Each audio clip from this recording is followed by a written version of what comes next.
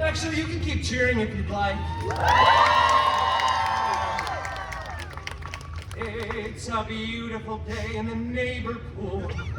A beautiful day to be Deadpool. It's story time. Story time.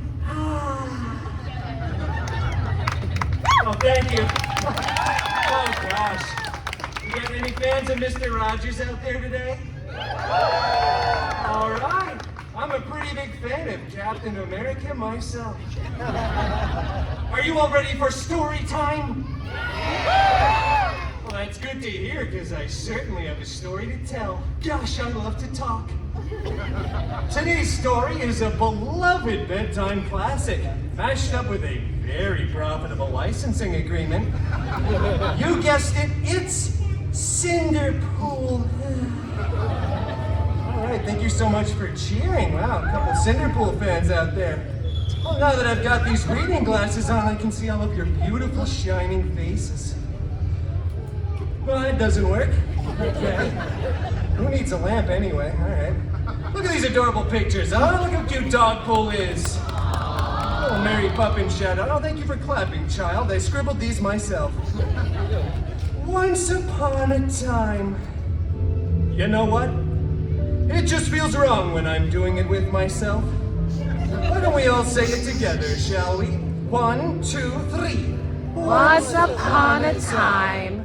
Isn't that so much more fun and interactive when we're all in this together? For those of you that didn't participate, get your head in the game! Ahem. Anyway, upon that time, once, Cinderpool lived in a big mansion with his shiny-headed step-professor and a bunch of hideous step-mutants. The biggest one, Colossus, was always making up stupid rules that no one cared about. Like, please stop labeling other people's food in the fridge with your own initials. And for the love of Feige, stop hanging your underwear from the ceiling fan. How else am I supposed to air that out? Well, anyway. The other main step mutant, Negasonic Teenage Warhead, such a cool name, was always just texting and rolling her eyes. They were both super jealous because Cinderpool had a much, and I do mean much, larger fan base. Yeah, they don't call this story time with Colossus now, do they?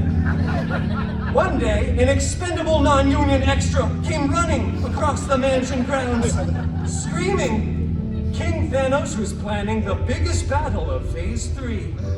The last truly relevant phase. Cinderpool desperately wanted to go to this big battle, but Colossus said, no. Too dangerous. Cinderpool don't know how to be part of team. And then Colossus ripped up Cinderpool's nicest costume before Negasonic Teenage Warhead, again, such a cool name, made it explode into 1,000,000 pieces with her mind powers. And then popped her gum. Oh, so Gen Z. On fleek, Sigma, no cap. Cinderpool was very bummed and felt very vulnerable and exposed. Minus 100,000 aura skibbity Ohio Riz, if you will. I don't really know what any of that means either. Then he ran out onto the mansion grounds, was stumbling for dramatic effect. Hello there, camera. When suddenly, a big, strange, sparkly circle appeared, and from out of that big, strange, sparkly circle walked out Cinderpool's fairy god mutants.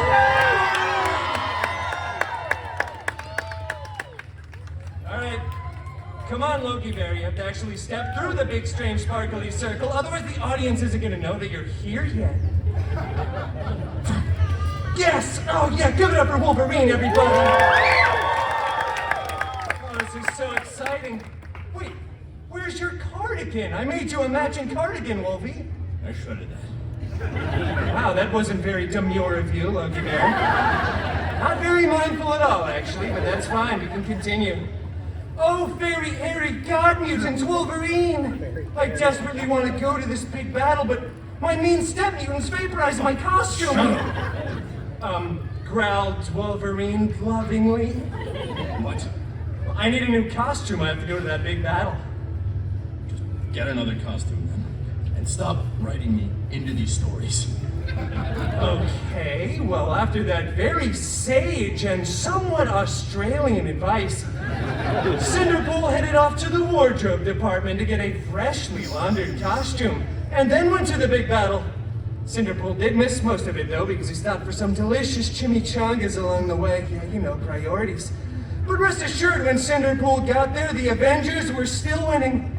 Captain America looked so cool and so ruggedly handsome in those pants. Oh, I love Mr. Rogers. And meanwhile, Cinderpool's fairy, hairy god mutant Wolverine was...